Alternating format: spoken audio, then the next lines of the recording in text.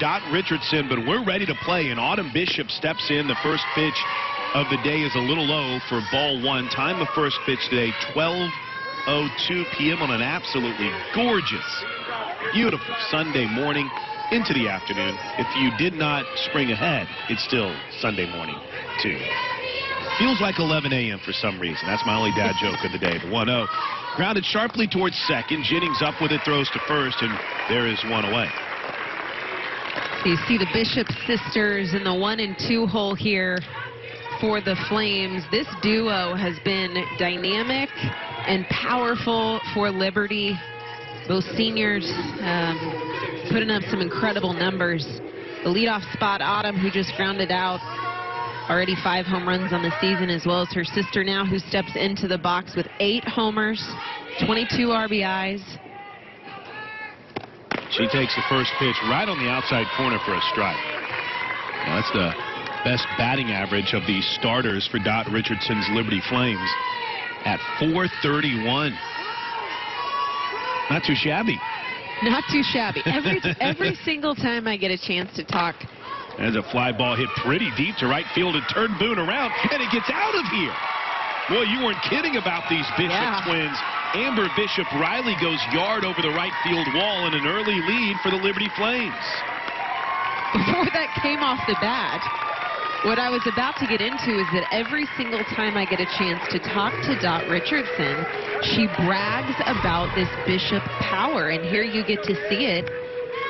First inning, absolutely unloads on this ball, and it's to opposite field off the lefty of Juarez, right over the head of Boone in right field, and that'll get Liberty on the board, 1-0. 9th home run of the season for Bishop Riley, RBI number 23. So here's Canetta. The lefty takes the first pitch low and in. Canetto, too, really nice averages for their 1-2-3 hitters. 312 for Bishop, 431, as we mentioned, for Amber Bishop Riley. And Canetto steps in a 416 average, and she's a threat. 8 stolen bases this season when she gets on base. Got to be aware at the corners. She pops up the 1-0 out of play. Yeah, definitely has some speed. And to think the 1, 2, and 3 here, they have started all 24 games. So over 70 at-bats for all 3 of these starters at the top of this lineup. So a lot of force here for the Liberty Flames. And in the open, I had chatted just about the competition and the quality of this Liberty team. I think sometimes they fly under the radar and a little bit misrepresented, because Dot Richardson is a legend in this game. 1-1 pitches on the outside corner, 1 and 2. Dot over in the third base coach's box has done a really nice job. I mean, she's a 5-time All-American as a player. Oh, she's a stud. As a player, you might say 5-time. She was actually an All-American at Western Illinois and then transferred to UCLA and was an All-American again. There's a grounder to Jennings. Tosses hit to Snow, and quickly there's 2 away. Yeah, I will never forget. I want to say this was maybe sophomore or junior year. I can't remember the circumstance, but she was in Norman. I'm not sure if Liberty was in town or not. And she came into our locker room, and Coach Gasso introduced Dot Richardson, and she gave one of the most impressive and moving motivational locker room speeches that I've ever witnessed. She is one of a kind. There's Blake Gibson, the left-handed hitting cleanup hitter, pops the first pitch foul. Jana Johns gives chase, but just out of her reach. 16-time ASA All-American Dot Richardson won the first ever national championship as a shortstop with UCLA back in 1982, and by my count is a member of 4 different Hall of Fames. Here's the 0-1. Swing and a miss. Good change of speed there from G. Yeah, she's going to have to mix in that off-speed, I think, to combat this offense. There's definitely some power and some pop. 17 home runs throughout this Flame lineup. G looking to work around the 1-out home run, the 0-2 pitch.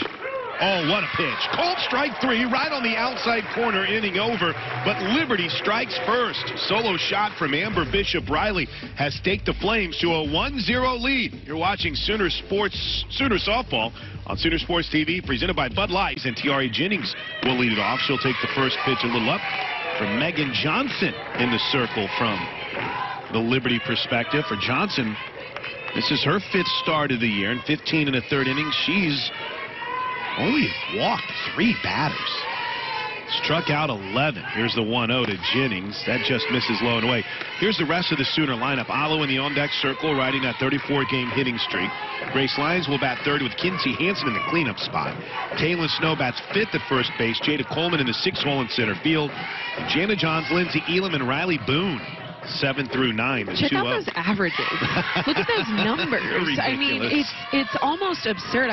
This morning I was checking just final statistics, updated numbers, and it's almost hard to believe the type of numbers that this offense is putting up. I don't care what the schedule looks like, who you are, if the ball's sitting on a tee, it is still hard to produce the numbers that this offense is putting up. Jennings pops the 2-1 pitch out of play, so we're even up at 2 balls and 2 strikes. I mean, when your 1 and 2 hitters are hitting 554 and 561, that's a pretty good sign. Wow. Here's the 2-2 to Jennings. Fisted this one foul. Look out. A couple Liberty Flame fans over there in the front row went ducking for cover. We also got to think about not just the average numbers, but what they're doing with those hits. Out of 65 at-bats right now for Jennings, 38 home runs out of 65 at-bats. That is impressive. And keep in mind, ladies and gentlemen, this is a freshman. This is a freshman that has stepped into a championship program, and this is the mark she has made right out of the jump. 2-2 pitch just missed inside, so it's a full count here for Jennings. And she pops one into shallow left field, a base hit. Just finds a way to put it in play, and Oklahoma has its leadoff hitter aboard. Any way will do. Bragging about the power, but sometimes a little bloop into no man's land will do just the trick. When you swing with this much force, even if you hit it off the handle, you're going to find your way on. As much as I love to talk about mechanics and love to coach the details of the swing, sometimes just standing in there and taking a hack as hard as you can is enough to get it done. Jocelyn Alo digs in with a runner at first. First pitch swinging, line drive right at the center fielder, Caneto, who makes the catch, and there's one away. And Alo hit that one a ton, and it was right at the center fielder, Caneto, and there's one away. That's why you take the bloops right there. It's because you get those hot shots that feel great off the bat, but don't find their way down.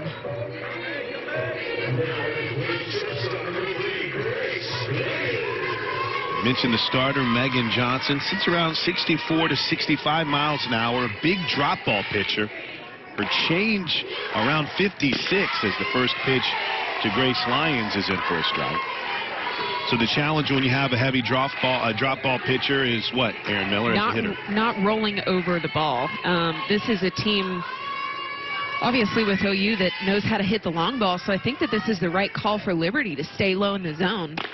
Well, 1 is up, 1-1. When you think about launch angle and getting the ball in the air, the toughest thing to lift, the toughest thing to get backspin on is something that's right at the knees. So to counterbalance the power of this OU squad, I can see why they went with Johnson in the circle, keeping the ball low. One pitch misses outside, 2 balls and a strike. And you see the off speed too. If she's able to pull the string and keep this powerful offense off balance, she'll have some success for sure. Liberty leads this game 1-0 in the bottom of the first inning.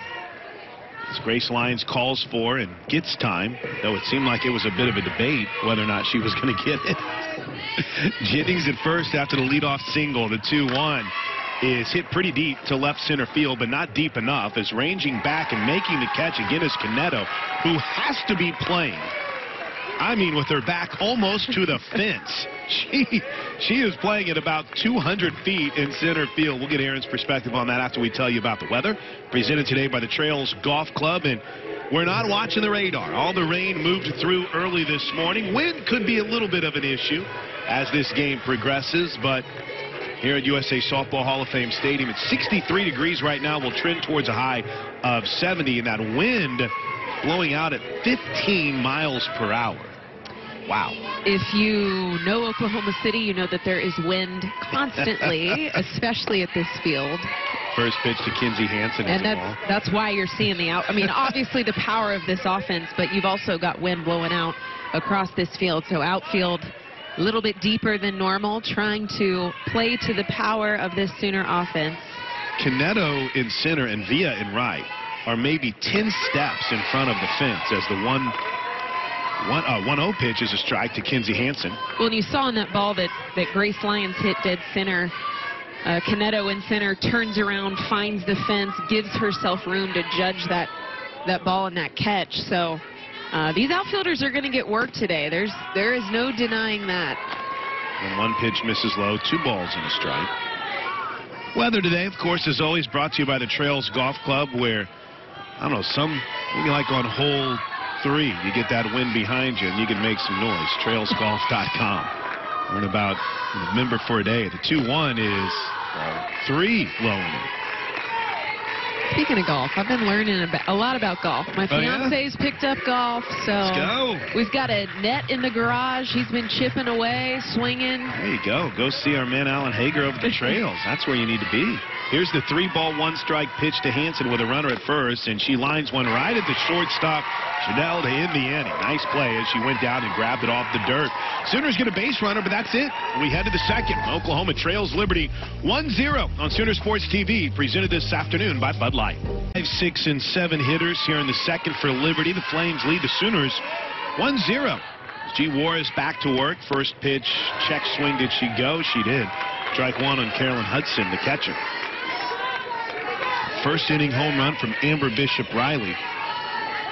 Oh, almost threw the stat sheet out the window. That would not have been good. The only drawback of this incredible view that we have today is any slight excitement could end up with a pencil or a score sheet ending up on the net. Yeah.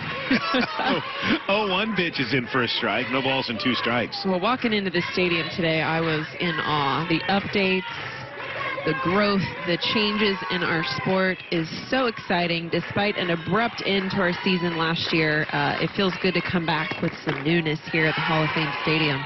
0-2 misses up and away, 1-2. And fans, yes, what a great crowd here today for a day that was originally scheduled to be a home game in Norman for the Sooners. Led to a little bit of confusion, I think, for some fans online over the weekend. The 1-2 is popped up. Jennings races out into shallow right field and will make the catch, and there's one away. Well, any excuse to play at Hall of Fame, sign me up. Where do I put my name on the dotted line for that? Some of my favorite questions from this weekend involve the outfield. And you can notice that it's it looks like my front yard right now with the way that the grass is seasoned. But fear not, Destiny Martinez told us yesterday as G. Warris brings home the first pitch. There's a ground ball to second. Nice play by Jennings, and quickly there's 2 away as Emily Sweat is retired and Mary Claire Wilson, the third baseman, heads to the plate. But Destiny said, Aaron, when we come back for the Women's College World Series in late May, early June, that the outfield will look like the turf green that is down the left and right field line and behind home plate. So I do fear not. I would absolutely agree. First pitch in this lefty-on-lefty matchup is up and away. Come June, this place is going to look like a golf course. It is always stunning for the Women's College World Series. Shout out to the whole crew, field crew, keeping it pristine. Looks great. Here's the 1-0. Line shot right at Jennings, who makes a catch, and just like that, a 3-up and 3-down inning for G. Juarez. Sooners trail 1-0 as we head to the bottom of the second inning. TV presented. Taylon Snow, Jada Coleman, and Jana Johns for the Sooners in the bottom of the second inning as Oklahoma trails it 1-0. Snow launched one out of here on Friday in game 1 against Houston. I mean, she got a hold of it and took it for a ride. It takes this first pitch low and away for ball 1. Taylon Snow making the adjustment from being an infielder to playing some outfield and now back at first base.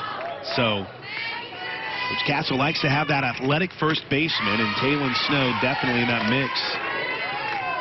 Bo Chamberlain, we talked about this on Wednesday. Lo Chamberlain, Katie Self was over at first for a while. Well, what I've learned about Coach Gasso is that, and honestly, you could probably say this about any collegiate coach, if you can hit, they can make you into any fielder they need you to be, despite possibly a pitcher and catcher. Although Shelby Penley stepped in the circle yes, for she us. did. Yes, she did. The 2-0 pitch misses outside 3-0. I'll never forget that. But that's how good these coaches are. I mean, especially talking about Dot Richardson and Coach Patty Gasso here. I mean, some of, if not the best coaches to come through our sport. Both females, both have had a very decorated career, and they've got the confidence that if they've got a true athlete on their roster, they can place you anywhere on this diamond. The 3-1 pitch is in for a strike. Full count. 3 balls, 2 strikes to Taylon Snow. And every time I get the chance to talk to young athletes, whether it's a coaches convention, a speaking engagement, a camp, anything in the past. There's a line drive base hit by Taylon Snow as she rips one. Sooners have their leadoff hitter aboard again. What do you pass on to him when you talk to him?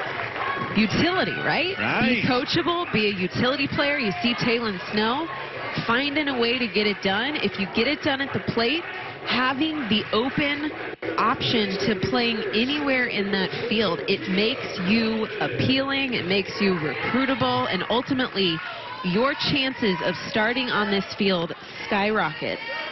Jada Coleman steps in with a runner at first, shows bunt, pulls it back, takes a ball. Keys to the game presented by Riverwind. Riverwind's still the one. Aaron Miller, one of your keys has already come to fruition. Limit the long ball. Liberty had one in the first inning. And that's really been, I think, the Achilles heel for Giselle Juarez. 6 home runs given up so far with a 2.26 ERA. Is just keeping the ball in the yard. But playing with that target on their back. I mean, 20-0. 1-0 pitch. Snow's off to second. She just beats the throw for the stolen base. What a throw by Hudson. It was on target, but just late. Ooh. Up here, that looked close. 4th stolen base of the season for Snow. And you're going to get every single team's best game. Same thing right here. Best throw, best tag, bang, bang play. But when you are putting up the numbers that this Sooner squad is putting up, everybody wants to get their piece, right? Mm-hmm. Everybody's going to bring their A game. I always think back to like a 2013 team, my freshman year, you win the title. That next year was such a tough season because everybody's out to get you. You're the reigning champ. I mean, in your career calling games, that 16-17 season, it is a tough thing to manage. 2-1 bunt. Coleman's going to beat it out at first base. Safe. Advancing to third is Taylon Snow, and Jada makes it look easy. And here's Jana Johns with the chance to tie this game up, or with her power and that wind blowing out to center field, a chance to put the Sooners on top with one swing of the bat. I cannot put into words how impressive it is to watch Jada Coleman run and the amount of ground with each stride she's able to take up. She's impressive. Yeah, she takes up space. She looks like a little baby deer running those bases, just 4 strides and she's there. The athleticism is definitely apparent with Coleman. An athlete that, while I was at OU, had the pleasure of hosting during her recruiting chapter. Coleman takes off on the first pitch and steals second. The throw down was cut off by the second baseman, Bishop Riley, to avoid any chance that Snow might think of taking off for home. So credit Jada Coleman with the stolen base, and she now has a team-leading 8 stolen bases this season. You know, and back to this whole target on the back thing, you know, it in theory sounds great to have this #1 ranking or the top team in the nation, but I'll never forget the point in my playing career with Coach Gasso is that you never want to peak too early. You've heard her say that time and time again with every team that she's coached, every season that she goes through. You want to peak at the right time. Having that title, #1 ranked team right now is great. There's a line shot into right field by Jana Johns. 1 run scores. Here comes Coleman. Head first slide before the tag. A 2-run single by Jana Johns has given the Sooners a 2-1 lead. Well, despite the target on the back, An elite offense will find a way to get the job done. John steps up, doesn't overswing, smokes this ball to right field, and just a single to snag 2 RBIs. I want you to look at something from home. Notice where that ball was hit. That is high IQ hitting to hit behind the runners to cash out 2 RBIs. So Johns is aboard for Lindsey Elam, getting the start today as the designated player for the Sooners. 2-1 Sooner lead. There's a bunt. It'll get Johns to second. The sacrifice works beautifully. And Riley Boone will step to the plate with a runner in scoring position. And the top of the lineup in Tiare Jennings waiting on deck. Those are both the little things that I think at home as a viewer you don't realize the amount of hours and practices that go into executing those things. Hitting behind runners, laying down a sacrifice bunt. These are minute details, but so important in order to win championships, in order to beat elite squads. You've got to be able to execute those little things at the plate, and OU's proven that they can do it all. Paige Cassidy, the associate head coach for Liberty, and their pitching coach is headed out to the circle to chat with Megan Johnson here, but she's going to be joined by Dot Richardson, the rare both coaches out in the circle for this meeting. The entire infield is grouped in this conversation. We're in the bottom of the second inning. The Sooners have taken a 2-1 lead on an RBI single to right field that plated both Taylon Snow and Jada Coleman. What a slide by Coleman. Throw was a little bit late, but still there was a chance that Hudson with a good throw might have had a chance to put a tag on her. Well, Coleman is braver than I, because I don't think I ever would have dove headfirst into home plate, so props to her. Meeting is over. Both Dot Richardson and Paige Cassidy, Casey Fagan also on this staff, so a lot of former collegiate players in that dugout for the Liberty Flames. As Riley Boone steps to the plate. The Fagan family definitely having a lot of softball blood. Riley Boone getting the start today. Versatile. She can line it. She can bunt it. She can slap it. She's fast. She bats with a runner in scoring position, and she can use that eye to take ball 1. Boone is another Oklahoma native.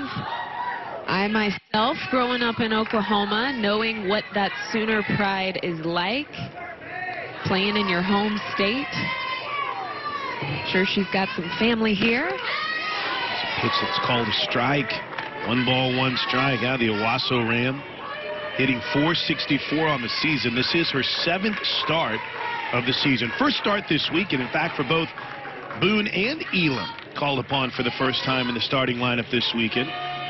1-1 is a little low. 2 balls and a strike. Which again, this Sooner bench is loaded. We've got Grace Green, who was the 2019 Big 12 Newcomer of the Year, coming off the bench. Mackenzie Donahue. Nicole Mendez coming off the bench today. The 2-1.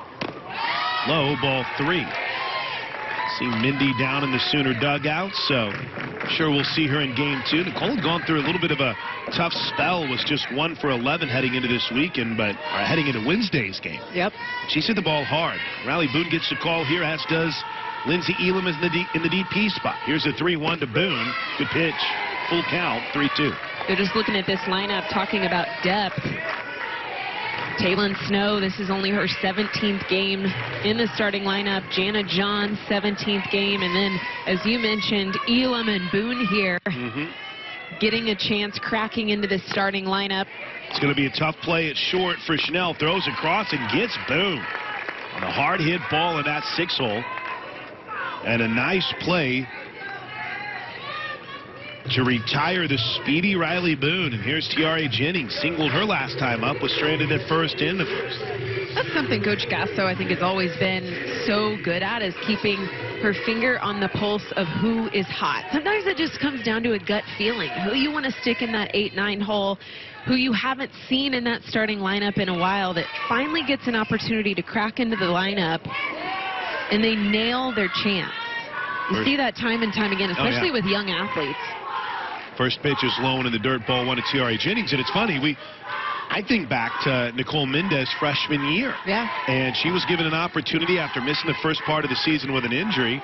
She stepped up, ended up being a leadoff hitter for a World Series run whenever, honestly, through the first month of the season, didn't know if we'd see her. Right. Here's the 1-0. In for a strike, 1-1. And that's just part of the intuition that you start to acquire being in the game for so long. Coach Gasso is a legend, right? And she just has that tenacity in the circle or in the coaching box of knowing when to stick somebody in that starting 9. 2-1 Sooners lead. We're in the bottom of the second inning. Runner at second. The 1-1 is outside. 2 balls and a strike. We're playing 2 today. Saturday was kind of considered a wash for many, but the rain that was projected never really materialized. Still, though, it's perfect today. We'll take it. Here's the 2-1 to the freshman. The love ball 3. Hollow waits on deck.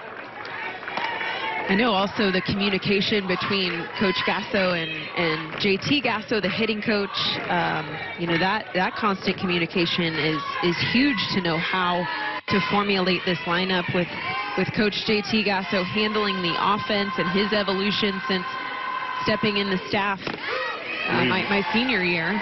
3-1 is a called strike. 2016, yeah, it was his first year. 2016, yeah. The evolution of this offense has been huge. The growth of these bats, him stepping into that leadership role. And the familial affair, right? They've got a power Gasso bloodline running deep through the dugout there.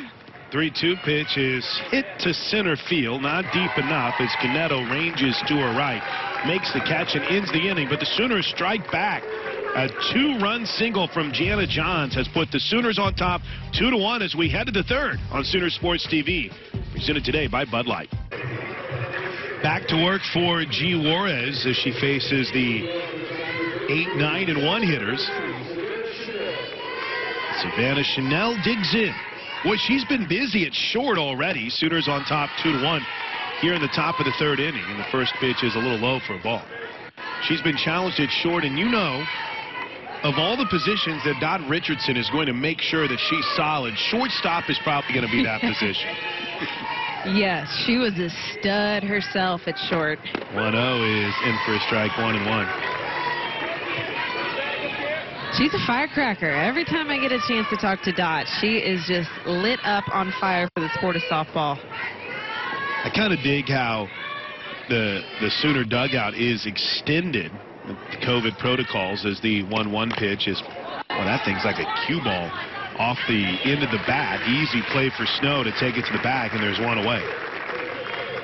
Got that extended dugout, so there's a couple of Sooner staffers that are down. Aaron Aravella, JT will sometimes sit in that area. There's a good look at JT, and Baylor Boyd in the middle, and the flowing locks of the Sooner bullpen catcher. But not every so often you'll look up. She's over in the third base coach's box, and there'll be like an in-depth conversation going on while the game's going on between her and JT. She loves the sport. Yeah. First pitch a little low to the left-handed hitting Madison via the right field.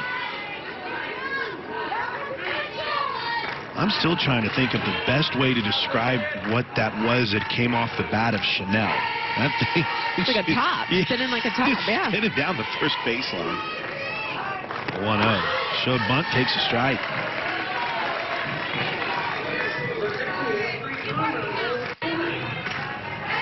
A home run by Amber Bishop Riley, the only run of the game so far for Liberty. Sooners power team, one of the best home run hitting, the best home run hitting team in the country, manufactures a couple in the second inning. As the 1-1 pitch misses low, 2-1. And that's our score. 2-1 Sooners, top of the third. Now in, Jana Johns is at third. The 2-1 pitch. Swing and foul tip. I also know Dot Richardson is very involved in the Fellowship of Christian Athletes, as well as Coach Gasso and her staff. So they definitely have bonded there. I know a lot of them have done. I know Coach Gasso and Dot have done a couple of interviews together for SCA, which has been really cool to watch. 2-2. Swing and a miss. Second strikeout of the game for G. Juarez, and there's 2 away in the third. I'll tell you what, the Liberty Flames website was a fantastic resource to prepare for this game. Oh, yeah. And I sat up last night, and I ended up watching about 4 or 5 videos going back to the start of the season where you just listen to Dot Richardson talk, and she's got you ready to run through a wall. Here's Autumn Bishop, grounded out to second, her first time up. She fouls this one at the plate. The Bishop sisters at 1-2. You identified this right off the top, Aaron. This is the power spot in their lineup. Yeah, dynamic duo. I think, the past 4 years that I've covered these sisters, I've had a chance to do quite a bit of Liberty coverage, and the leadership of this 1 and 2. And you and I chatted on Wednesday when we got a chance to cover the OU game together, is the trend, the strategy of having some of your best bats, if not your best bats, most powerful bats, at the top of your order. And one is foul tip. And you see that with Jennings and Allo at the top of the Sooner order. You saw it, I'm thinking, in my history with Lauren Chamberlain chasing a home run record, being a leadoff. What do you do as a pitcher when you face 2 of the strongest offensive forces at the top of this lineup? Good luck, right? Good luck. 0-2 pitch misses well outside. It's a ball and 2 strikes with 2 outs. We're in the top of the third. And consistency is another thing with this type of power at the top of the lineup, because they're 1, 2, and 3 hitters. Liberty's already played 24 games. This is their 25th. And between the 2 Bishops and Caneto, they've started every game. The 1-2, a little up 2-2.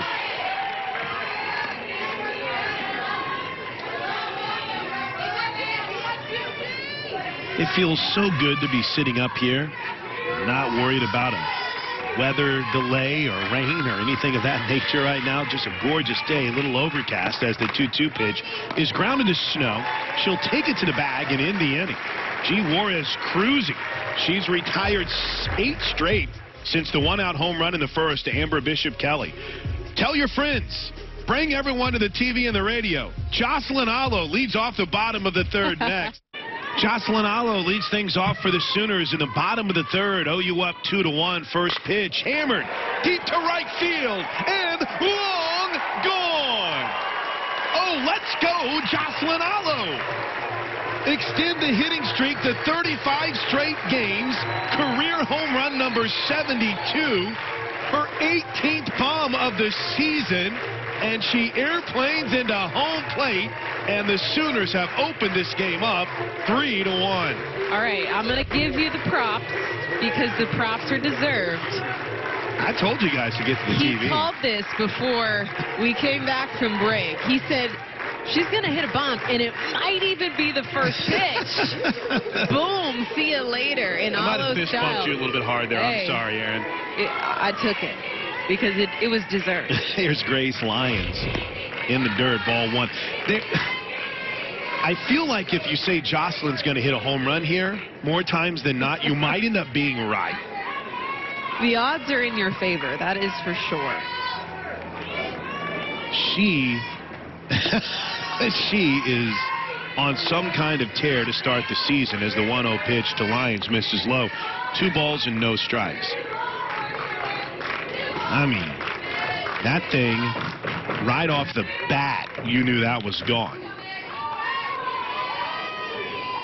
The 2-0, lofted into left field. Easy play for Sweat, who's over and makes the catch. Okay, let's talk optical illusions here, because I almost got fooled there off the bat. And we were having the debate on Friday with Destiny, and when you're sitting here from our broadcast location, it appears as if there is so much room in the gaps, yeah, here, right? Could it be maybe our eyes playing tricks on us because of the way the field is set up? There's the fence behind for the slow pitch softball, the fast pitch softball games that are played here for the men's side of things. I'm always kind of a little bit tricked, I think, yeah, Aaron, when I come here. Well, also you've got to think that the foul territory is pretty large. Yeah. Based on where the actual white chalk lines are to all the way in the far corners of foul territory. We got a lot of space here to cover, so I do think it is kind of an optical illusion. Plus you have the slow pitch fence behind it. Yeah. It looks like you've got this broad amount of space, but I think we've got a standard length fence here, and it is an optical illusion, I do believe. Plus, we're up high. We got a good bird's eye view. Here's a line shot by Kinsey Hansen deep to right center field and gone. Hansen was so pumped she almost missed first base. 2 home run inning for the Sooners, and Kinsey Hansen does it again. 11th home run of the season by Hansen on a laser over the right center field wall. It was a bullet. I think that barely cleared a few inches over the yellow cap on that fence. Low and out. She golfed that ball. That almost was below the kneecaps, but she throws the barrel opposite field, completely through extension, a full turn. Oh, you weren't kidding. I mean, barely misses over the yellow cap on that fence. And when I think back to my senior year with JT Gasso coming on board, taking over this offense, I think we've got a new arm in the circle now. One of the biggest focuses for this offense was lower body power, managing your own power, gathering force and delivering force. And that's what we're really seeing with this OU offense. I think we're going to get a quick break. We'll come back with a scouting report of the new arm in the circle, but 4-1, Oklahoma offense exploding. Allowed 7 runs, but has walked 11. Pitching change brought to you by Love's Travel Stop. That ball's going to be fair. No, they're going to say foul on a line drive that hits off the glove of Bishop down the first base line. It's one of those tough calls as to whether or not she touched it whenever it was in the fair territory. It's a fair territory or not. Right down the line. Almost like if they got 1 or 2 feet in for a receiver down the Also, more importantly, you know, where are her feet? Right, exactly. Is she in bounds? Yeah, exactly. In fair territory, making that reach. 1-1 catches the outside corner. 1 ball, 2 strikes. And as I mentioned, pitching changes this year brought to you by Love's Travel Stops, clean places, friendly faces. Jocelyn Allo's home run, by the way, but also the 5th straight game in which she's homered. Pop fly, shallow left field, could be trouble, but racing in to make the catch is Sweat, and there's 2 away. The left field called off Chanel, the shortstop, at the last second. In fact, Allo, not only is it the 5th straight game that she's homered in, but the 7th in the last 8 games. That's pretty incredible. It is incredible. 2 outs for Jada Coleman. Righty on lefty matchup here as Coleman swings through the first pitch. Jada laid down a bunt, stole a base, and scored in the 2nd inning. The other thing to note with Allo is the fact that she had obviously an incredible freshman season, 30 home runs that first year in a Sooner uniform, and then had kind of a struggle that sophomore year. A little bit of a lull, pressing, trying to one-up that freshman season. Coach Gasso talked about it on her podcast interview with 7 innings, just the fact that there was this assumption that she had to hit 40 home runs the next year. And when you press, when you've got that unneeded pressure, sometimes it's easy just to kind of crawl into a hole. And so she struggled that sophomore year. 1-1 is a little low for ball. And I think Chassie would tell you that, you know, in that she puts a lot of pressure on herself to be able to go out and hit home runs. Right. And I think a lot of people want to see her hit home runs. I felt like her sophomore year, she became more of a complete hitter, too, as the 2-1 pitches fouled away. Well, and if you remember freshman year, the narrative was this constant comparison of Lauren Chamberlain and Jocelyn Allo, right? You've got this storyline that starts to build, and man, what a massive storyline to live up to be compared to the Lauren Chamberlain who holds the NCAA home run record. That's a lot of pressure. 2-2 to Coleman. Bounce to short. This is going to be a tough play. The throw is wild. Look out in the camera booth. Be a tough call here as to whether or not that'll be ruled an error or a single. Aaron Miller's the official score. What do you think? I think the speed is possibly there regardless of if the throw was on line or not. Check it out.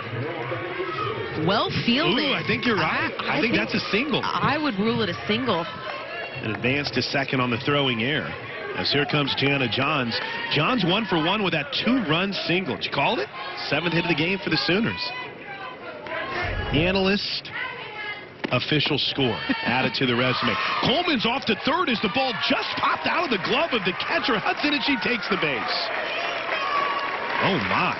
Just when I think that no other part of the Sooners game could get even more elite, base running is making itself known.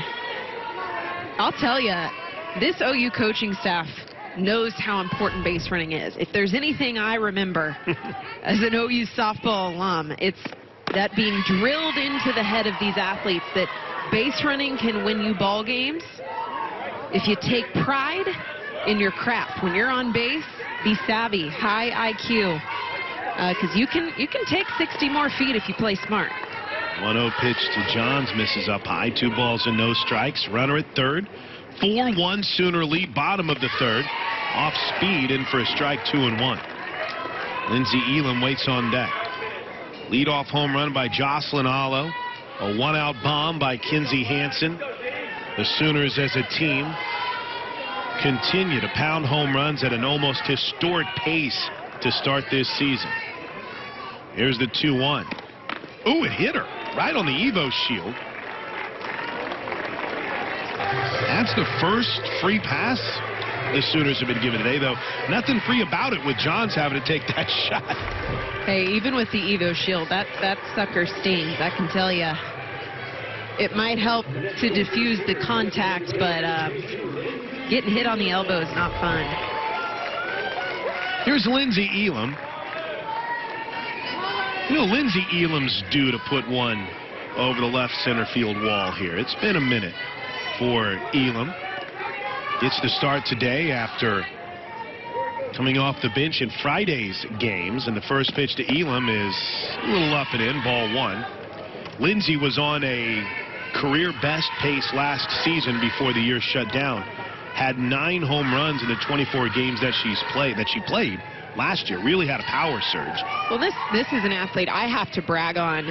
You know, seeing her 4-year career through OU, such a strong mental approach. Off the second is Johns. She tried the first and third play, stopped midway between the bag, walked to second, and they completely ignored her. Trying to drop a throw. So every offseason, OU does a triathlon, and some of us alumni get to come back and work that triathlon, and Elam just excels with that physical challenge. That one fouled back. She is always out, not just to finish a triathlon, but to get first. I mean, she has that championship mindset in her DNA. She was so seamlessly taken in by this culture because that's how she lives. She lives in a championship style world and everything that she does. And as a senior, a leader, even though she's kind of getting off to a rough start this season, you can't the fact that this girl's outlook between these white lines is all grit. She gets caught on the rise ball there, swing and a miss. And Lindsey Elam heads back to the dugout as Oklahoma pads its lead. We head to the 4th. Sooners 4, Flames 1 on Sooner Sports TV. Senior second baseman planted one over the right field wall in the first inning and takes the first pitch for a strike. Well, you and I had chatted between innings about what it's going to take to keep this type of hit in the yard against Juarez. Can't denote the fact that the Bishop sisters obviously have some serious power at the plate. There's a hard hit ball to third, and Jana Johns is all over it. There's one away. But thinking about coming from the left side, you've got that backdoor curve that approaches a right-handed hitter, and if that pitch is not placed correctly out of the hand of Juarez, the breaking ball, the angle of that movement crosses right over the heart of the strike zone. So placing that pitch, being very focused on where that curveball is being thrown, is going to help her keep the ball in the yard. Johns being challenged this inning. The short hopper throw is in time. Oh, Janet Johns flashing the leather here in the top of the 4th. 2 big-time plays, and there's 2 away. Caneto, by the way, is the definition of a speed demon for this team. Yeah, look, she has 8 stolen bases. And perfectly placed. I mean, that is the role of Caneto, is to pound the ball into the ground, get the high hop, but Jana Johns finds her way off foot throw for the out. Let's see if Blake Gibson can slap one to Johns and just let her get the entire innings. First pitch swing and a miss. Want to get this out. Blake Gibson was the hero. Yesterday, Liberty was able to play a game against Kansas City, UMKC, the Ruse. Gibson in the bottom of the 7th inning hit a 1-out, 2-run walk-off home run to give the Flames the win over Kansas City. Here's the 0-1. Swing and a miss, strike 2. I'll tell you this much. From all the teams we've seen this season, the 2 ranked teams that Oklahoma has played, Arizona State and Missouri, Kansas City and Liberty have impressed me just as much as those 2 teams have. The Ruse gave the Sooners all they could handle on Friday. And that's always so fun to watch, and I think it is a testament to the growth of our game. 0-2, fouled off. And the distribution of talent, right? Great because point.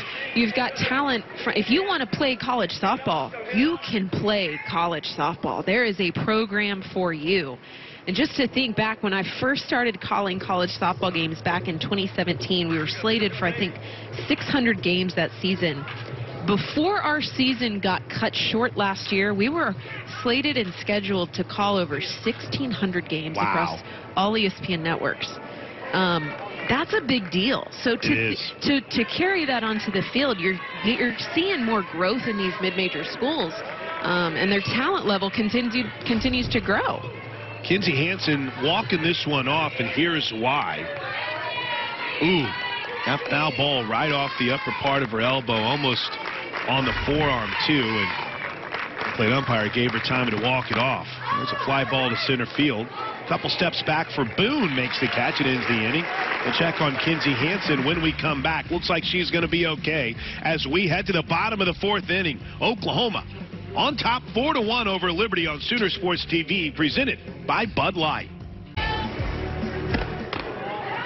First pitch to Riley Boone to lead things off in the bottom of the 4th inning is up and away for ball 1. Oklahoma leads Liberty 4-1. The Flames on their second pitcher of the day, and Mackenzie Wagner, as the righty brings home the 1-0. Boone slaps a foul on the left side.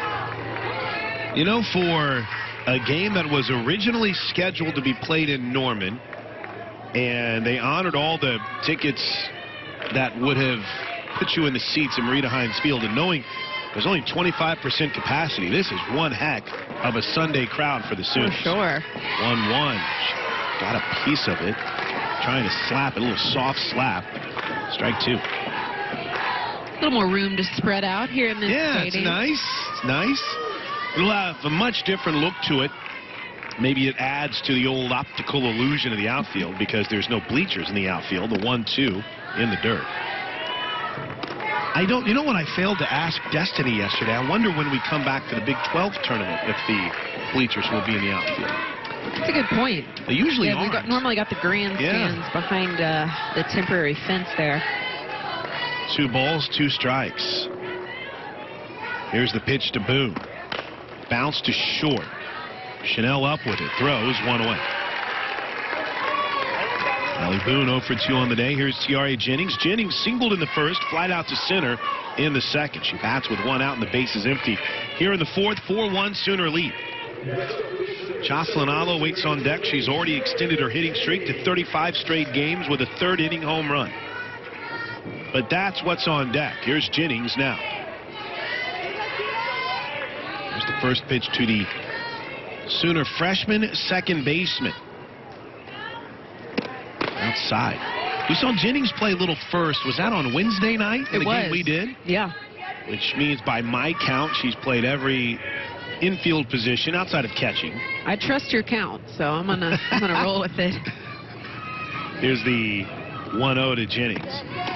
That's a little low. I think this is that time of the year where sometimes I get excited about thinking of what next year's lineup might look like, and I start thinking about the year beyond that. It's hard not to with the talent pool, and you think about just the young faces on this squad.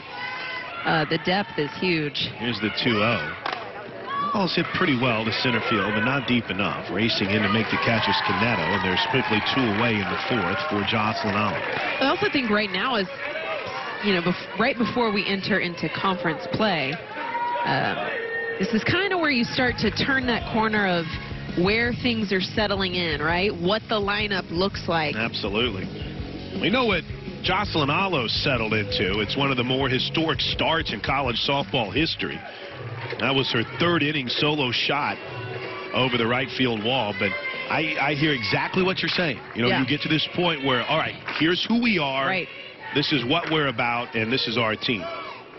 And, you know, prior to getting into that conference play, you start to think about, okay, if the trend keeps going the way it's going, who might snag some of those conference honors? Yep. You know, you think of Jennings being a freshman, she's got to be getting looked at nationally and definitely within the Big 12 conference. And then taking a look at what Allo's putting up. Junior Grace Lyons, of course, sophomore Kinsey Hansen putting up some big numbers. Makes for a good argument. Here's the 1-0. Line shot. Nice play by Wilson, who climbed the ladder and took away a base hit for Jocelyn Allo. Her two hardest hit balls today are both outs. Line drive to center field, and that shot to third that ends the fourth. We head to the Coca-Cola fifth inning. Look at this shot by Allo, and what a play by Wilson. Sooners, though, lead it 4-1 on Sooner Sports TV, presented today. As the first pitch in the top of the fifth inning is a little low to Caroline Hudson. Pop that graphic back up here real quick, Grant, because baseball is playing today, playing 2 games against Arkansas State. Then they'll turn around and play again on Monday. 1-0 pitch is just a little in. Of course, not on the Kincaid Coach upcoming Sooner Athletic events is the Selection Sunday watch party tonight for the men's basketball team. Sooners projected anywhere from a 7 to a 10 seed in the big dance, as the 2-0 is a little low. 3 balls and no strikes. Behind a little bit for G. Kincaid Coach, the official motor coach carrier of Oklahoma Athletics. There you go. Baseball taking on Houston. They get the Cougars next week. That'll be a fun one with Team Mexico. Team Mexico will be fun to watch. 3-0 is in for a strike. I was actually supposed to call a USA Team Mexico matchup with Cootie. With Jessica Cootie, that's right. Weather got the best of us, so that game got canceled. But we were going to take a little road trip to Dallas and call some softball. I was really looking forward to that. 3-1 pitch. Just misses, ball 4. And you've also got some Sooners that are a part of that Mexico roster. Nicole Mendez, a part of Team Mexico. Sierra and Sydney Romero are also a part of Team Mexico. There's some rumors floating around that it could be an opportunity for G. Juarez to maybe catch the eye of Team Mexico next week. See if she can find herself playing in the Tokyo Olympics. As Emily Sweat comes to the plate and takes the first pitch for a strike. Good start. Pound that zone, G. Juarez. 4-1 lead for the Sooners. Always keeping an eye on the potential defensive changes because of the depth the Sooners have, but going with the same 9 in the field as the 0-1 is a swing and a foul tip at the plate. Just follow up on Hansen from last inning. I was watching in the dugout. I never even really saw her go chat with Sooner athletic trainer Brittany Bump. Of course, you can hide in those dugouts and get away from the TV cameras a bit, but no wrap, nothing on her arm, so that's a good sign after taking that foul tip off her elbow, the 0-2. Just misses. Good spot, though, for an 0-2 pitch. Yeah, again, that curveball, both sides of the plate for Juarez. Strongest pitch, especially paired against the off-speed that she likes to pull late in counts. But you mentioned 4-1 lead, a little bit more freedom to pound the zone. Let your defense do the work behind you. Here's the 1-2. A little bit too far out. 2 balls and 2 strikes. Down the left field line beyond the left field wall as Kinsey Hansen trots out to the circle. Looks like Nicole May has started stretching out a bit. We haven't seen the Sooner freshman yet this weekend. Looks like she's going to start throwing in the bullpen. Would imagine that May or Sale would get the call in game 2 today. Here's the 2-2 pitch. Swing and a miss. Whatever Kinsey Hansen said in the circle, it worked. 1 away. That is the power of a strong battery right there. A couple exchanges of a look or a word or two, and your pitcher will deliver. Perfectly placed curveball, just inches away from that lefty-lefty matchup. That's how you answer.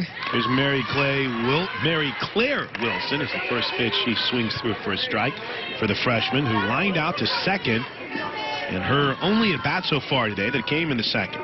By the way, the leadoff walk to start this inning broke a streak of 8 straight, retired by G. Juarez as the 0-1 pitch finds the outside corner. Actually, excuse me, it was 11 straight.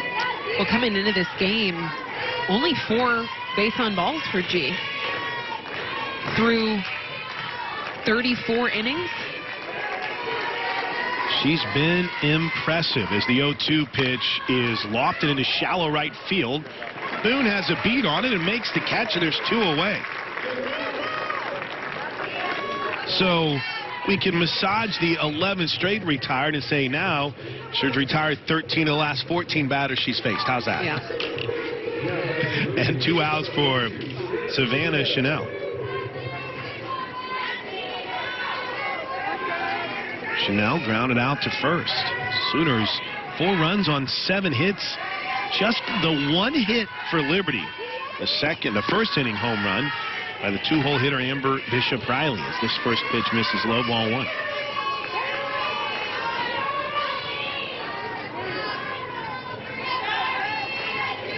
A little bit past lunchtime. I'm catching all of these pretzels and nachos in the stands. I'm getting jealous. The 1-0 popped up behind home plate, but that's going to hit the netting. I've had the waft of caramel corn, kettle corn entering the booth. Oh, the funnel cakes. I mean, listen. I don't know where they are here, but I've got to find one between games. And every so often I'll sit here and there's a little kind of hint of nostalgia from not just seeing all the great games here, but seeing a game here. And just being in the stands. Just being in the stands. Oh, I agree. It's borderline emotional when you think about everything we've been through. The 1-1 is in for a strike, 1 and 2. Well, I think for me, the nostalgia, obviously, a few years out, graduated in 2016. The stadium has changed since I stepped foot on this field. So in my eyes, I want to feel and see the electricity of this stadium at full capacity. There's the second hit of the game as a 2-strike liner into left field brings Autumn Bishop to the plate as the potential tying run here in the top of the 5th inning. Because as you know, you called my senior year, Women's College World Series, before the grandstands, this double-decker seating, what were we at, maybe 10,000 full capacity? 9,000 full capacity, yeah. With the outside, the temporary stands, 10 with the temporary stands, you're right. So with now double-decker seating, man, this place is going to be rocking at full capacity. I tried to jump ahead in the Liberty lineup. This is still the 9-hole hitter, Madison Villa. And the first pitch is low for a ball. And Kinsey Hanson's going to take her second trip out to the circle this half inning. Villa struck out in the 3rd.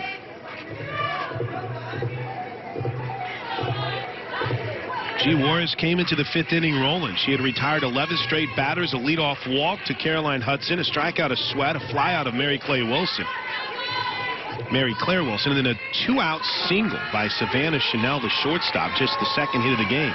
As runners at first and second, the 1-0, well outside, 2-0. Well, now she's threatening with putting the lead run in the batter's box, falling behind 2-0 here to Villa. You mentioned the energy as Jennifer Rocha now makes it 3 circle visits, 2 by Kinsey Hanson, now 1 by Coach Rocha. But you mentioned the energy and the electricity. So obviously a different feel here because it's 25% capacity and there's not the stands in the outfield. But that's where it's really imperative on that bench and that dugout to really create the energy, isn't it? Oh, yeah. The momentum is huge. This game is about momentum. And it's a different challenge when you are a team and a program that really is connected to your fans. I mean, you see both of these teams will come out of the dugout and interact with their fan base. When you've got a smaller turnout because of COVID protocol, you've got to learn how to generate that energy in other ways. So, again, just another sense of adversity that these teams are going to have to rise to the occasion. Something I saw there, Jen Rocha turning as she was walking off, had a quick little conference with Jana Johns and Grace Lyons at third and short, just working on positioning there? I think so. I mean, you've got a chance to have a force out. You've got some speed at the plate in your 9-hole. Just making sure that infield is in enough that nothing creeps through the 3-4 hole, 5-6 hole. 2-0 pitch misses up. 3 balls, no strikes to Villa. Runners at first and second. Juarez finds the strike zone on the 3-0.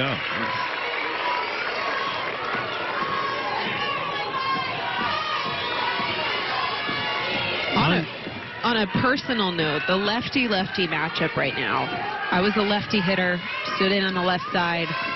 It's one of the hardest matchups for a reason, especially when you're facing a lefty in G. Juarez that throws a late-breaking curveball. When you're perceiving that pitch as a lefty hitter out of the hand, at times, depending on which side of the plate it's located on, for instance, if it's being thrown on the inside part of the plate, out of the hand, that looks like it's going to be right in on the hands, right? Mm-hmm. So you're taking that stride in a swing as if you're going to pull that pitch, but because of the late breaking spin, that ball is going to land almost on the outer half of the strike zone, on the other side of the plate. So it's a tough approach with a lefty-lefty, especially because she's got speed, high 60s. Second decisionary time. It's a challenge. So the walk to Villa loads him up for Autumn Bishop. The 1-0 pitch has bounced foul.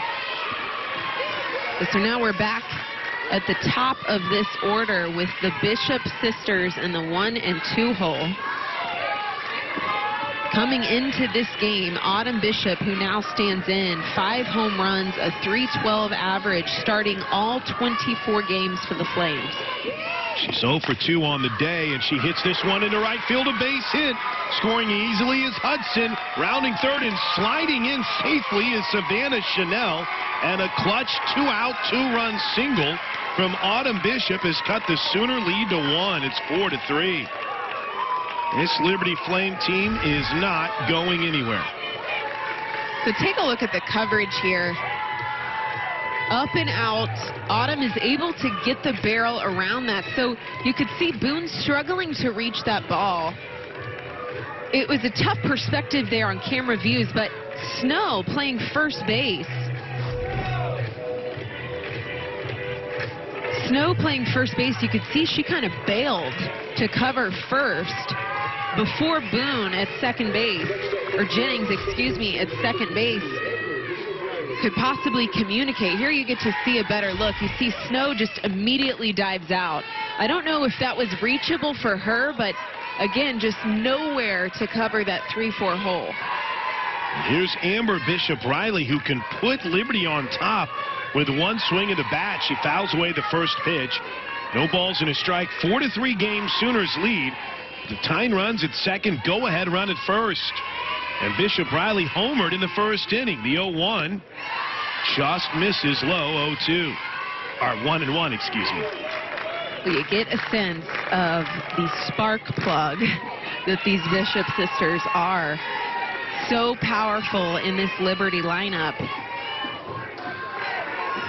Executing with 2 strikes, which is, or 2 outs, excuse me, which is super tough. But when you've got veteranship in this type of situation where your back's against the wall, you got a 3-run deficit, you have to be able to execute. You're on the Hall of Fame field playing the #1 team in the nation with your back against the wall. How do you find a way to get runs across the board?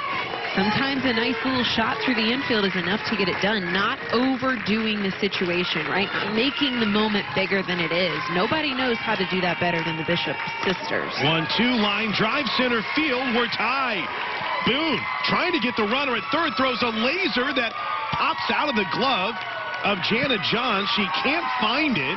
We're tied at 4 on a 2-out hot shot to right field.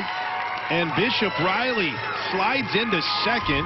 Boy, that was one heck of a throw by Riley Boone to third. So well hit. Curveball on the outer half. That is the bread and butter of G. Juarez. Not a bad pitch. Coleman with an absolute cannon into third base. Pardon me, you're right. That was Jada, not Riley Boone. Jada cut in front. Boone went to back it up. We're tied at 4, and here's Cara Canedo, and that first pitch is low for a ball. Well, you're getting to see from home, you know, Plank, you and I chatted about the talent of this Liberty squad. Dot Richardson has always led this program to know, believe, and play that they can beat any team in the nation. 1-0 pitch is popped up. Is there a play for Hansen? There is. She makes it, and the inning finally comes to a conclusion, but the Liberty Flames strike back. A 3-run top of the 5th. The Sooners will have their 3, 4, 5 hitters. We're tied at 4. Science on the day hit it hard her last 2 times up. Flied out to center, flied out to left. The Sooners shortstop digs in. And the first pitch from Mackenzie Wagner is off speed and falls in for a strike. Lions hitting .459 on the season. Love this clip. She's been really good when leading off an inning. She's hitting .625 when leading off an inning for the Sooners. The 0-1. It's popped up shallow center field. Originally, Canedo raced back. Now she takes a couple steps in, and there's one away. It's been a busy weekend in the Big 12. The Big 12 scoreboard is presented by Air Comfort Solutions. It looks like with a handful of games today, Iowa State bounced back in the Missouri tournament in Columbia, 1-6-3. Out in Phoenix, GCU, hey, the Grand Canyon University men's basketball team clinched a bid to the Big Dance last night. Their Lopes Up Classic features a huge game in the top of the 6th. Arizona State leads Baylor 2-1, and Iowa State will turn around and play Missouri tonight. Big upset in the Big 12 yesterday after Houston knocked off Oklahoma State. Here's the first pitch, and it's inside to Kinsey Hansen. You were all over the Big 12 yesterday, Aaron Miller. I'm excited to see Big 12 play. I think this conference is going to be tough. I was excited to see it last season before things got abruptly canceled with COVID entering the scene. 1-0 is a little in. Hansen, by the way, 1 for 2 with that solo shot in the 3rd inning. If you've got to watch Texas much, but their offense is pretty potent. They've got a good staff this year. Obviously, Oklahoma State having some big wins. Iowa State upsetting some people. We've got some Big 12 representation in the rankings already, so I think conference play is going to be fun. 2-0 pitches inside, ball 3. And in fact, after next weekend, when the Sooners have their exhibition weekend against Team Mexico, we're in conference play because the Sooners will travel to Ames to play 3 games against Iowa State. 4-4 here. We're in the bottom of the 5th. Sooners aren't worried about 2 weeks. They're worried about right now. The pitch to Hansen is in for a strike. It's been fun to follow the madness of the Big 12 so far this season. We haven't had a conference matchup yet. SEC play started this weekend. Here's the 3-1 to Hansen. A little fister to second will be an easy play for Bishop Riley, and there's 2 away. There's Taylon Snow. She's 1 for 2.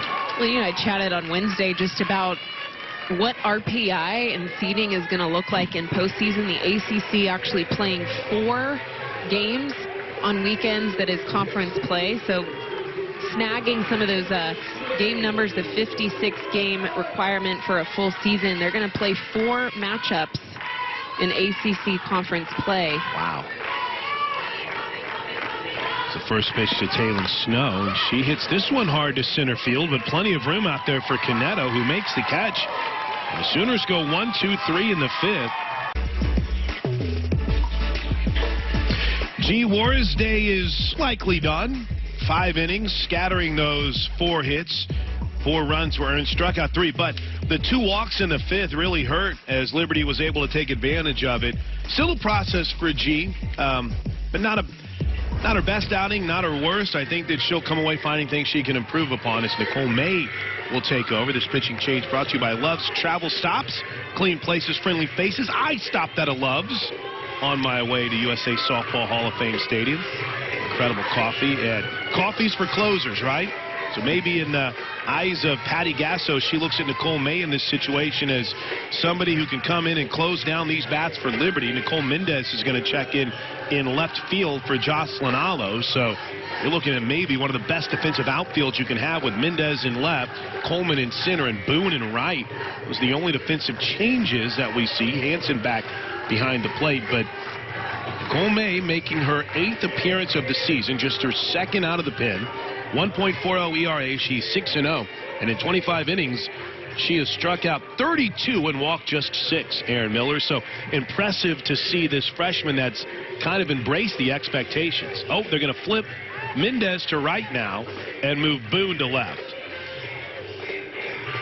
Back to May. Good to see the freshman challenged, isn't it? Oh, for sure. I got to see quite a bit of May in the offseason. Called a couple of inter-squad scrimmages, and Coach Gasso had a lot of really amazing things to say about Nicole. Anticipated a big year for her, and you've seen she's carried quite a few innings for them, has looked good under a 2.0 ERA. Coach Gasso with a lengthy explanation to the home plate umpire of the changes that are being made. So again, to reset, Nicole May, the freshman, in a pitch. Nicole Mendez checks into the game. She'll play right field, and they'll shift Riley Boone from right to left. Jada Coleman will stay in center. And Blake Gibson, who hit the game-winning home run for the Flames yesterday against the Roos, will lead things off here in the 6th. We're tied at 4. A 3-run 5th inning rally. Sooners put 2 runs on the board in the 2nd, 2 runs in the 3rd, but the offense has stagnated since.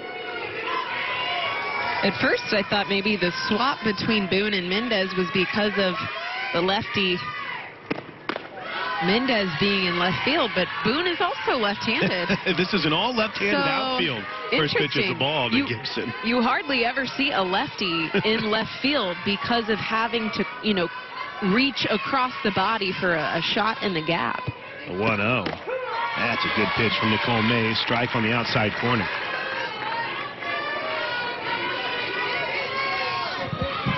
Allo, so in this situation, you assume that Allo is now shifted into that DP role, and Mendez will hit in Elam's spot in the lineup as the 1-1.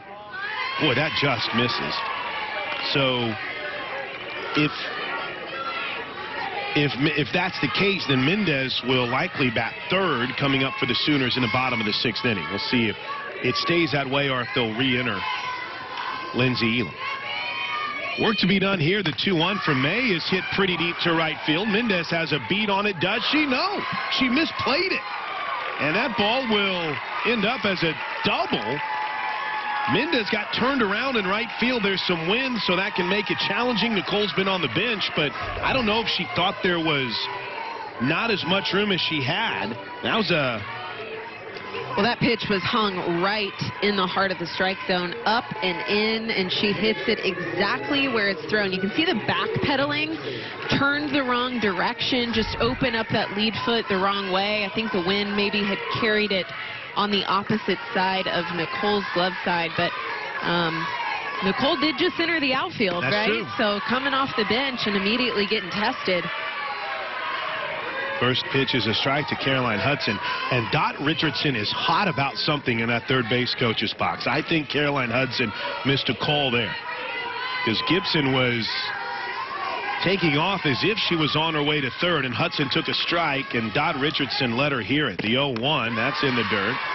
1 ball, 1 strike. That's the go-ahead run at 2nd for Liberty. We're knotted up at 4 here in the top of the 6th. Good test for the Sooners. 20-0, #1 in the country. They're getting all they can handle from the Flames today, and this is just game 1 of 2. Here's the 1-1. Swing and a miss on a nasty off-speed. Well, and let's just call a spade a spade. It is much easier to play with momentum when you're the underdog, right? When you're not having to defend the title, when you're out to get somebody, you're seeing the extra juice that this Flames lineup has. The 1-2. That ball is hammered foul. Way gone.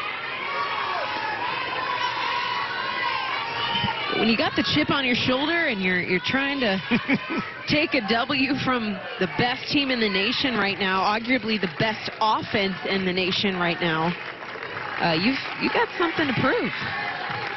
1 ball, 2 strikes. The pitch from May. Yet an off speed that's bounced foul. And I think on a personal note, on a coaching note, you've got 2 of the most decorated coaches in the nation.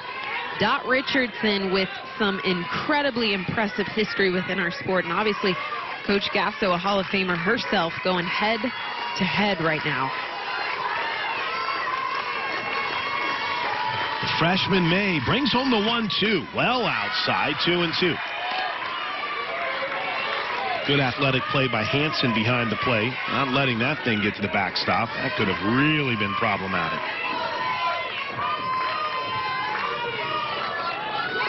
4 runs on 7 hits for the Sooners. 4 runs on 5 hits for the Flames. The only error from Liberty. The off speed. Cold strike 3. What a pitch from Nicole May. 1 away. Huge response. Massive out for that OU defense and for Nicole May in the circle.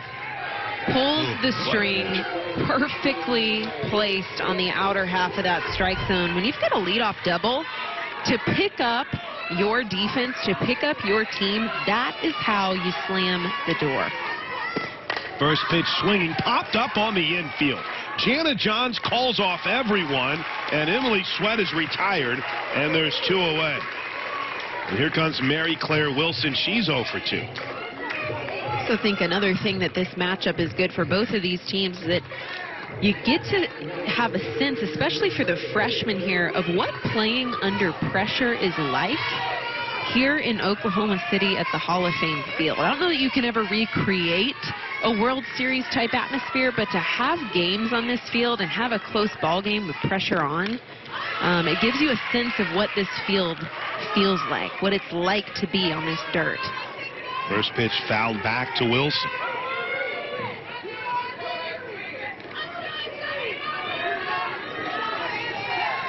This inning started with a fly ball by Gibson to right field that the wind played havoc with for Mendez. She stands at second. The 0-1 is up and in. 1 ball, 1 strike from Nicole May. And I absolutely love that Nicole May's been put in this situation. To see a freshman come in a tie game, to be challenged, and she's got a strong competitive edge. I love it. The 1-1, swing and a miss, strike 2. Want to put him in tough situations, right? Exactly. I was just about to say, to hammer that point home, a first full circle moment is that these freshmen, and you have quite a few in this starting lineup, do not have the experience, right? That valuable experience of playing on this field. Fouled off on the 1-2 pitch. So to put them on the Hall of Fame field, you got a tie ball game against a very good Liberty Flames team. You're right. I mean, Nicole May needs this opportunity, needs this experience in the circle to carry with her later in the year. Here's the 1-2. Swing and a miss. Hansen blocks it, throws around at first, and the freshman comes through with the go-ahead run in scoring position and sets the Flames in order after the leadoff double. We head to the bottom of the 6th inning. Oklahoma's bats, are they about to come to life? We'll find out next. Knotted up at 4 on Sooner Sports TV. USA Softball Hall of Fame Stadium in Oklahoma City with Aaron Miller. I'm Chris Blaine. Grant Wade, our producer. Eric King on the radio side. And 72 home runs now for the Sooners. 3.67 home runs per game. They've hit 2 so far today for Hansen and Alo. But the offense a little bit stagnated here, thanks to a solid job by Mackenzie Wagner, who throws a first pitch strike to Jada Coleman. There have been 7 straight Sooners retire. They haven't had a hit since the 3rd inning. What do they need to do here, Aaron, to get back on track? I think just taking it back to the simplicity of the game. You don't have to hit the long ball, right? You just got to get players on, find your way on base, move 60 feet, throw some runs on the board. This is a program that knows how to play small ball. They know how to do the little things. Although they can hit 72 home runs now in 21 games, they can still rely on small game. One pitch is fouled off by Jada Coleman. And I think you have to turn back to small game when you've got a 4-4 ball game, and here entering into the 6th. If you know Coach Gasso, which I know you do because you've called a lot of Sooner games, have you seen many squeeze attempts yet? Couple this year. Yeah, because she loves a good squeeze chance. She had the 4-hole hitter, Kinsey Hansen, on a squeeze bunt earlier this year. Count is 2 balls and 2 strikes to Jada Coleman here as she took the 1-2 pitch up and in. She is 2 for 2 on the day. Let's see what she does here with this 2-2 pitch. Looper, left field, over the head. Misplayed by Sweat in left field. Coleman's off to the races. Rounded second and flies in safely at third. Sweat, the Cardinal sin in left field. She broke in on the liner, and it sailed over her head. Well, you can see the footwork, right? You as an outfielder, are trained to suck in when you see the footwork of a slapper, right? You don't want to have that ball fall in front of you. What happens, though, is that Coleman has power. She power slaps that over the head of Sweat in left field.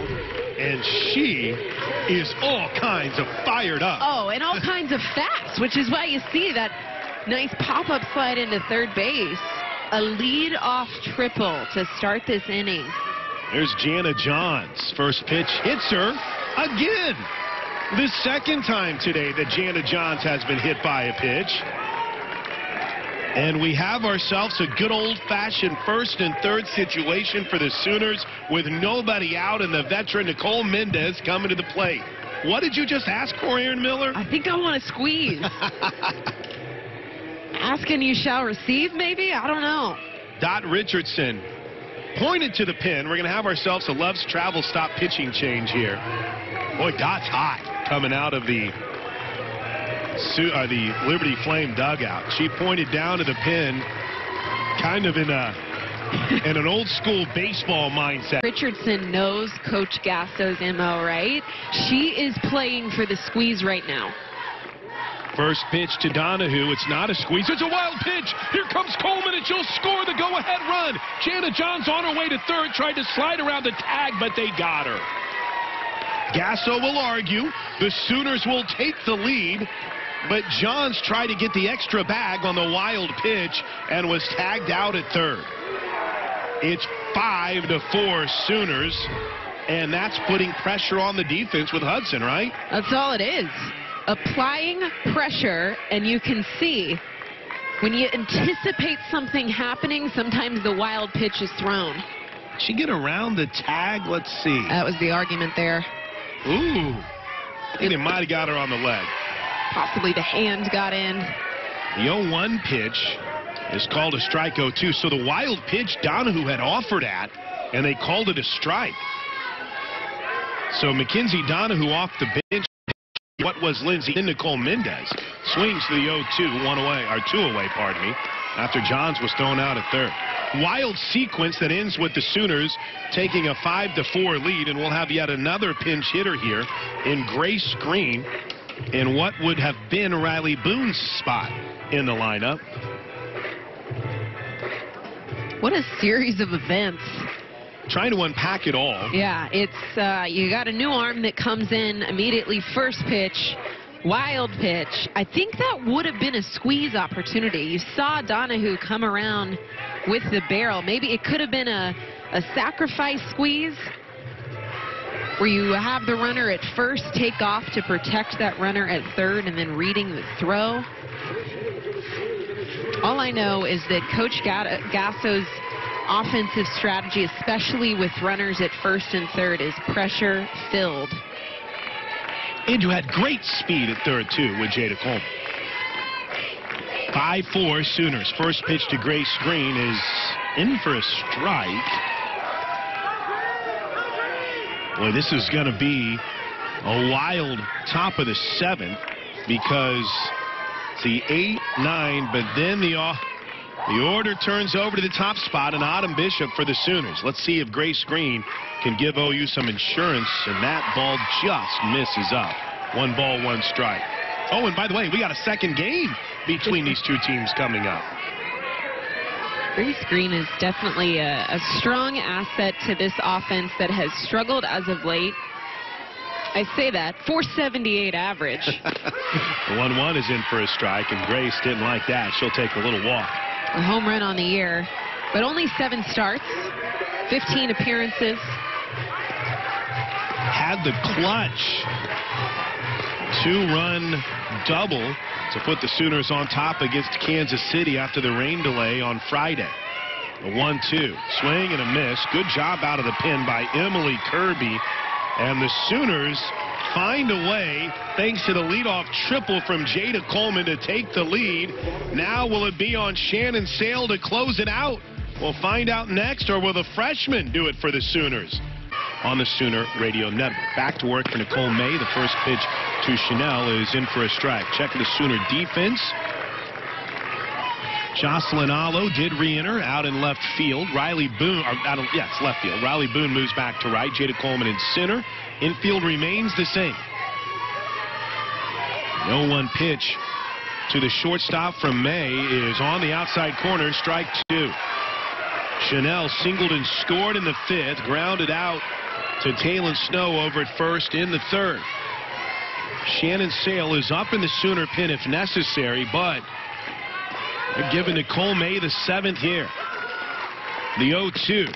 Bounced slowly towards short. Lyons quickly makes the play, and there's one away. Look for a moment, Aaron Miller, like you were going to see Jana Johns cut in front of Grace Lyons, but no. Grace got that. Yeah, a little bit of communication. Grace Lyons has a cannon at shortstop. The fact that she can come across the field right there and still make that play. Here's Madison Villa, the right fielder. First pitch, little soft slap foul. Well, we haven't had many foul balls get up on the net and take the roller coaster ride down today. On Friday, we were joking there were quite a few that found themselves lodged right on the bar that separates the netting from the field. Two good offensive teams going at it today. This has been fun. Sooners lead it 5-4. Here's the 0-1 pitch from May. A little up and away. 1 ball, 1 strike. Johns charging in hard from third. You would really like to face Autumn Bishop with nobody on base. Yeah, definitely. I think right now in the 9 hole with Madison Villa, she's wanting to turn the lineup over, pass the bat. 1-1. The last thing you want to do is walk Villa here as the 1-1 pitch misses low. 2-1. That's, to me, what was the big difference in that 3-run 5th inning for the Flames. The leadoff walk to Hudson and then the 2-out walk to Villa. 2 balls and a strike. Nicole May out of the pen to try to seal it for the Sooners. Off speed, strike 2. Beautifully located. We haven't gotten to see May enough this game to understand how important that pitch is. That off speed is her ticket to success.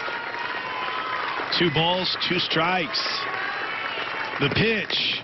Bounced foul. Good piece of hitting by Villa to waste another really nice off speed. 5 runs on 8 hits for the Sooners. 2 home runs today. 1 from Allo, 1 from Hansen. Liberty 4 runs on 5 hits.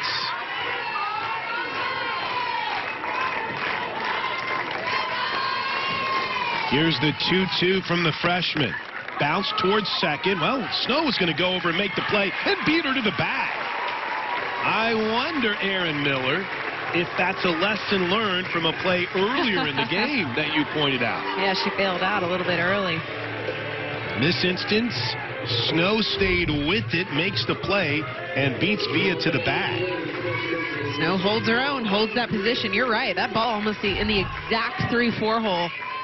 that we saw just an inning ago. I learned from listening to the best analyst in the game.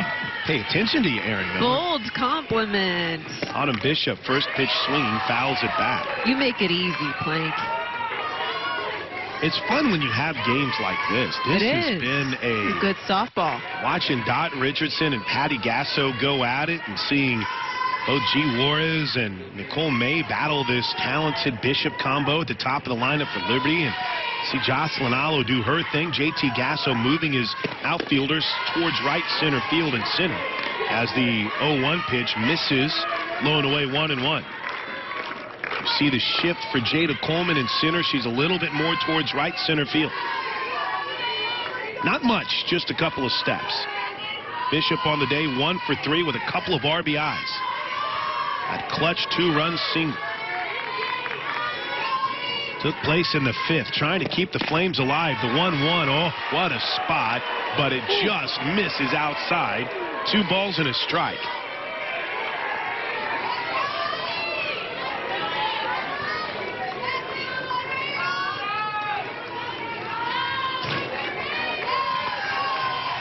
Two balls and a strike, 2 outs, 5-4 Sooner lead in the 7th. The pitch, low, 3-1. Oh no.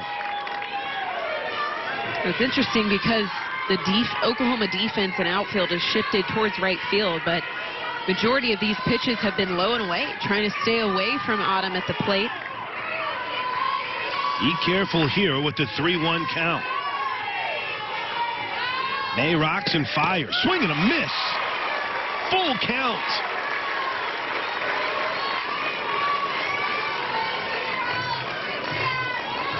Three balls, 2 strikes, 2 outs. 25% capacity here at Hall of Fame Stadium. Mostly crimson-clad Sooner fans come to their feet. May's ready. The 3-2. Swing and a miss. What a job by Nicole May in the 7th inning. Win column Sooners. And what a challenge it was on a Sunday afternoon. Oklahoma beats Liberty in game 1 by a final score of 5-4. And these are the kind of challenges that Patty Gasso likes to see her team overcome early in the season. You said it. I think all day we have been talking about the power of this offense, the pitching staff, the defense, base running. It's great to have a big win, but it's these types of competitive matchups that's going to prepare this Sooner team for postseason.